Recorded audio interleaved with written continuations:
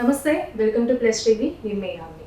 మనకి చాలా మంది జ్యోతిష్యులు ఉన్నారు. వాళ్ళందరి వీడియోస్ అనేది మనకి యూట్యూబ్లో వస్తూనే ఉంటాయి.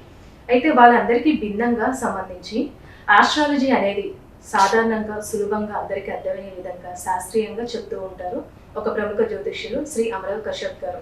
అయితే ఇప్పటి వరకు వీరు చెప్పిన ప్రెడిక్షన్స్ అనేది ఖచ్చితంగా జరిగాయి. ముఖ్యంగా చెప్పాలి అంటే తెలంగాణ, ఆంధ్రప్రదేశ్కి సంబంధించి అదేవిధంగా మహారాష్ట్రలోని జార్ఖండ్ ఎన్నికల సమయంలో ఎవరు విజయం సాధిస్తారు ఈ విషయం గురించి కూడా ముందుగా చెప్పడం జరిగింది. ఇంకా ముఖ్యంగా చెప్పాలంటే అమెరికాలో ఎలక్షన్స్ జరిగినప్పుడు ట్రంప్ గెలుస్తారన్న విషయం కూడా వీరు ముందుగా చెప్పడం జరిగింది. అయితే వీరు అందరిలాగా రాశి ఫలాలు, మాస ఫలాలు, వార ఫలాలు అయితే చెప్పరు. సో వీరితో మాట్లాడి మరిన్ని విషయాల గురించి అడిగి తెలుసుకుందాం. నమస్తే సార్. నమస్తే సార్. ఇప్పుడు తెలంగాణ గవర్నమెంట్ వచ్చి చాలా నెలలు జరిగింది. చాలా నెలల తర్వాతకి మన ఈ మధ్య కేసీఆర్ గారు బయటకు వచ్చి వరంగల్లో పెద్ద బహిరంగ సభ అనేది పెట్టడం జరిగింది. అయితే తర్వాతకి ఇంకా చూసుకున్నట్లయితే ఎలాంటి కార్యక్రమాలు చేయొచ్చు అంటారు ఫర్దర్గా చెప్పాలంటే? కేసీఆర్ గారు ఆయన రాహుదేశ అయిపోవడంతో ఆయన పదవిని కోల్పోవడం జరిగింది.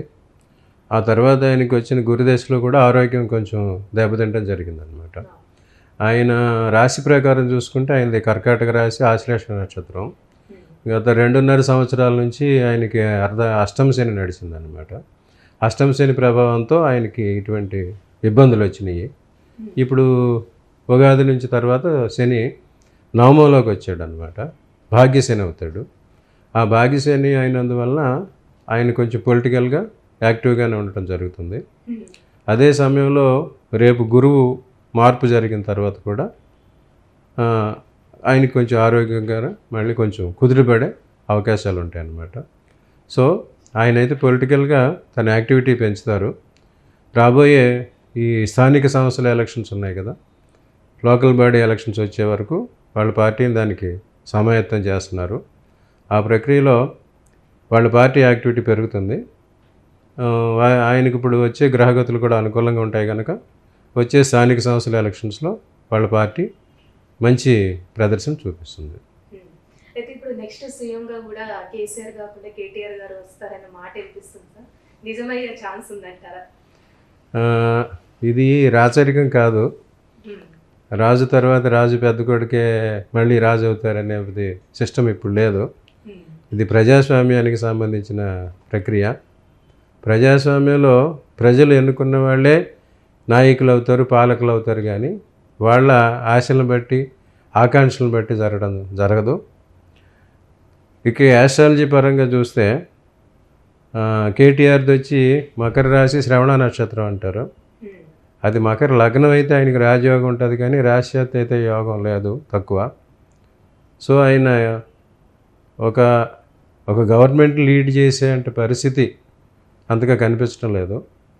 కానీ గవర్నమెంట్లో భాగం ఒక క్యాబినెట్ మినిస్టర్గా ఉండే అవకాశం ఉంటుంది. అదే రకంగా ఇక్కడ కానీ లేకపోతే సెంటర్లో కానీ క్యాబినెట్ మినిస్టర్గా ఉండే అవకాశం ఉంటుంది. కానీ ఆయనకి డైరెక్ట్గా చీఫ్ మినిస్టర్ అయ్యే అవకాశాలు అంతగా కనిపించడం లేదు. సార్, ఇప్పుడు చాలా వరకు అంటూ ఉన్నారు కాంగ్రెస్ పార్టీలో ఇప్పుడు ప్రెజెంట్ సీఎం మనకి రేవంత్ రెడ్డి కాబట్టి అయితే ఆయన ఎక్కువ రోజులు ఆ పదవిలో ఉండరు, మధ్యలో నుంచే వెళ్ళిపోతారని ఒక మాట వస్తుంది. నిజంగా ఆయనకు జాతకం ప్రకారం చూసుకున్నట్లయితే ఆస్ట్రాలజీ పరంగా ఆయనకి గ్రహాలు ఆ విధంగా అనుకూలిస్తాయంటారా? అంటే మారే అవకాశం ఉందంటారా? ఆయన శనిదశ చివరిలో పొలిటికల్గా చాలా యాక్టివ్ అయ్యారనమాట. శనిదశ మధ్యలోనే ఆయన ఆ కేసులో జైలుకి వెళ్ళడం కూడా జరిగింది. బంధనం అయిందనమాట. ఆ బంధనం తర్వాత రాజయోగం వచ్చింది. ఆ రాజయోగం అనేసరికి శని దశలో ఇచ్చింది చివరికి ఇస్తాడు. ఆ ఇచ్చింది శని దశలో దాన్ని మళ్ళీ మార్పు చేస్తాడు అనమాట. నాకు విన్న ఇన్ఫర్మేషన్ ప్రకారం ఆయనకి శని దశ రేపు జూన్ 15 ఆ టైంకి అయిపోతుంది. అయిపోయిన తర్వాత శని ఏదో ఒక మార్పు చేసి వెళ్తాడు అనమాట. సో దాని ప్రకారం ఆయన అదే పదవిలో ఉంటారన్న గ్యారంటీ లేదు. కానీ ఆ పదవి నుంచి ఆయన తప్పించుకున్న ఇంకొక పార్టీ పరమైన పదవి, కాంగ్రెస్ పార్టీ జనరల్ సెక్రటరీగానో ఏదో సెక్రటరీగానో అటువంటి పదవిలో ఉండొచ్చు అనమాట. ఆ రకంగా ఆయన పొలిటికల్గా యాక్టివ్గానే ఉండే అవకాశం కనిపిస్తుంది. ఇంకా కాంగ్రెస్ పార్టీలో ఉన్న పద్ధతులు మనం చూసామంటే కాంగ్రెస్ పార్టీలో ఎవరు కూడా 1-2 సంవత్సరాల మించి చీఫ్ మినిస్టర్గా ఉండరు. అది మొదటి నుంచి ఉన్న ఆచారమే. అట్లాగే నేను ఇదివరలో ఒకసారి చెప్పాను, కాంగ్రెస్ పార్టీలో మత్స్యయంత్రం అధికారం అనే మత్స్యయంత్రాన్ని కొట్టే అర్జునుడు లేడు. అందుకు రేవంత్ రెడ్డి అనే కర్ణుడిని వాళ్ళతో కలుపుకున్నారు. ఈయన ఇంకా ఆయన కర్ణుడిగానే చూస్తున్నారు కానీ అర్జునుడిగా చూడటం లేదు.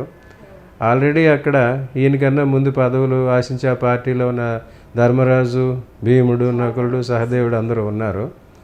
వాళ్ళు కూడా వాళ్ళ పదవి కోసం ప్రయత్నం చేస్తారు. సో అందువల్ల ఈ రెండు రకాలుగా పరిశీలిస్తే ఆయన పదవి నుంచి తప్పుకునే అవకాశాలు ఎక్కువగా కనిపిస్తున్నాయి. ఇప్పుడు చాలా వరకు అంటూ ఉంటారు సార్, అంటే కొంతమంది అంటున్నారు మామూలుగా ఇలా జైలుకి వెళ్ళి వచ్చిన వాళ్ళు కొంతమంది సీఎంలు అయిపోతున్నారు. నిజంగా జైలుకి వెళ్ళి వస్తే సీఎం అవుతారా? ఇలా పొలిటికల్ లీడర్స్ కొంతమంది చూసుకున్నట్లయితే అర్థం ఉందంటారా? బంధనం ఉన్నప్పుడు బంధనాలు రెండు రకాలుగా ఉంటాయమ్మా. ఒకటి వ్యతిరేక బంధనం, ఒకటి అనుకూల బంధనం అన్నమాట. ఈ బంధనాలు ఇప్పుడు పొలిటికల్ యాక్టివిటీలో ఈ జైలు శిక్ష విధించేవాడు, జైలుకి పంపించేవాడు శని అన్నమాట. అట్లాగే ఎవరైతే పాదయాత్రలు చేస్తారో వాళ్ళకు కూడా అధికారం వస్తుంది ప్రజాస్వామ్యంలో. ఇదివరకు రాచరికం ఉన్నప్పుడు రాజులు దండయాత్రకి వెళ్ళేవారు అనమాట. ఒక సైన్యాన్ని కూడగట్టుకుని ఒక అశ్వమేధ యాగం లాంటివి చేసి ఈ ఏరియా అంతా నాది, దాన్ని రాజుని నాకు అడ్డొచ్చే వాళ్ళు ఎవరెవరు యుద్ధానికి రండి అని డిక్లేర్ చేస్తే వెళ్ళేవారు అనమాట. ఇప్పుడు ప్రజాస్వామ్యం వచ్చేసరికి ఈ నాయకులంతా పాదయాత్ర చేసి ప్రజలందరినీ కలిసి వాళ్ళందరినీ కూడగట్టుకుని అధికారంలోకి రావడం జరుగుతుంది అనమాట. అది వారి జన్మజాతకం ప్రకారం శనిగ్రహం వాళ్ళకి అనుకూలం అయితే వాళ్ళు పాదయాత్ర చేసి సక్సెస్ అవుతారు. అనుకూలం కాకపోతే మాత్రం సక్సెస్ కారు. ఉదాహరణకు రాహుల్ గాంధీ కూడా దేశం మొత్తం పాదయాత్ర చేశాడు, కానీ అతని తర్వాత ఎలక్షన్లో రావాల్సినంత నెంబర్ రాలేదు. సో పాదయాత్ర అతనికి అనుకూలం కాదన్నమాట. శనిగ్రహం ఆయనకు అనుకూలంగా లేదు. అతనికి అధికారాన్ని ఇచ్చే గ్రహం రాహుగ్రహం, ఆ తర్వాత వస్తుంది, ఆ తర్వాత చెప్దాం. ఈయనకేమో ఈ బంధన యోగం, ఈ రకమైన పొలిటికల్ బంధన యోగం ఉండి శనిగ్రహం అనుకూలం ఉన్నారంటే వాళ్ళకి బంధన యోగం తర్వాత అధికార యోగం వస్తుంది. అధికారం కూడా ఓ రకమైన బంధనమే. వాళ్ళు ఏమి చేయలేరు, 24 గంటలు అదే సంఖ్యలలో ఉండేదారనమాట. కాకపోతే ఇవి బంగారు సంఖ్యలు. సో బంధన యోగం ఉన్న వాళ్ళకి పొలిటికల్గా అధికారం వచ్చే అవకాశం ఉంది. ఆ రకంగా ఈయనకి వచ్చేసింది. ఫర్దర్గా ఈయనకి ఆ శని ఇచ్చిన యోగాన్ని శని దశ మారిన తర్వాత తగ్గిపోయే అవకాశం ఉంటుంది.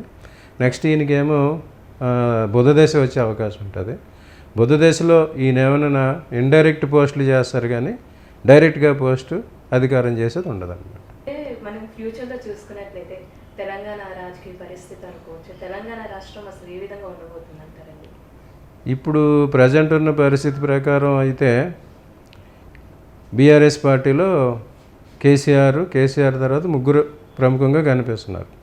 కేటీఆర్, కవిత అండ్ హరీష్ అన్నమాట.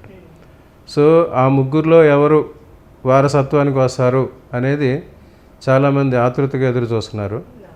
కానీ కేసీఆర్ గారు ఏ ఒక్కరిని ఇంతవరకు డిక్లేర్ చేయట్లేదు. కేసీఆర్ గారు ఉండగా ఆ డిక్లేర్ చేయడం అనేది జరగదు. కేసీఆర్ గారి తర్వాత ఎవరు వస్తారనేది అప్పుడు ఆధారపడి ఉంటుంది. కాకపోతే బీఆర్ఎస్ పార్టీలో ఉన్న ముగ్గురు కూడా పొలిటికల్గా యాక్టివ్గానే ఉంటారు. కేటీఆర్, కవిత, హరీష్ ముగ్గురు యాక్టివ్గానే ఉంటారు. ఇంక యువతల పక్కకు వచ్చేసరికి కాంగ్రెస్ పార్టీలో అంత యాక్టివ్గా ఉండే లీడర్స్ కనిపించట్లేదు. ఇంక రేవంత్ రెడ్డి మాత్రం ఆయన యాక్టివ్గా ఉంటాడు అనమాట. పొలిటికల్గా మాస్ బేస్ అనమాట.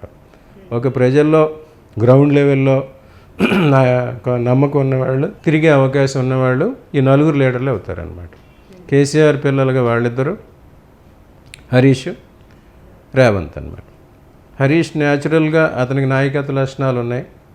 గ్రౌండ్ లెవెల్లో ఆయనకి ఉన్నది, గ్రిప్ ఉన్నదన్నమాట. సో వచ్చే కాలంలో ఈ నలుగురి మధ్య రాజకీయాలు ఉంటాయన్నమాట. ఈ నలుగురి మధ్య మళ్ళీ కొత్త అసోసియేషన్స్ కూడా ఏర్పడతాయి అన్నమాట. బీఆర్ఎస్ పార్టీ కేసీఆర్ గారి తర్వాత 2-3 ముక్కలుగా కూడా మారే అవకాశం ఉందన్నమాట. ఎట్లాగైతే మహారాష్ట్రలో శివసేన పార్టీ 2 ముక్కలైంది, అటువంటి పరిస్థితి కూడా వస్తుందన్నమాట. సో బీఆర్ఎస్లో 2 విభాగాలు ఏర్పడవచ్చు.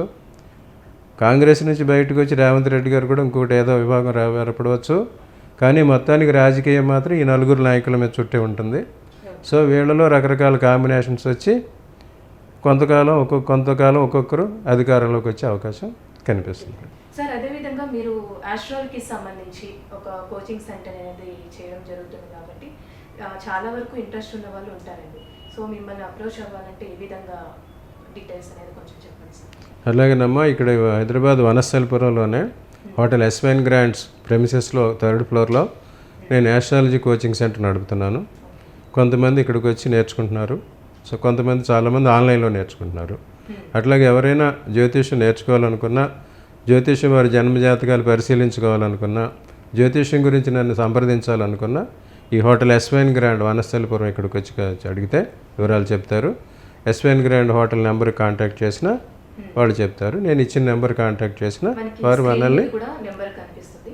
ఒకవేళ మీరు నేర్చుకోవాలనుకుంటే ఆ నెంబర్కి కాల్ చేసినట్లయితే మీరు అపాయింట్మెంట్ అనేది తీసుకోవచ్చు అనమాట సార్. అంతేనమ్మా. చాలా చక్కగా తెలియదు sir. Thank you so much. నమస్తే.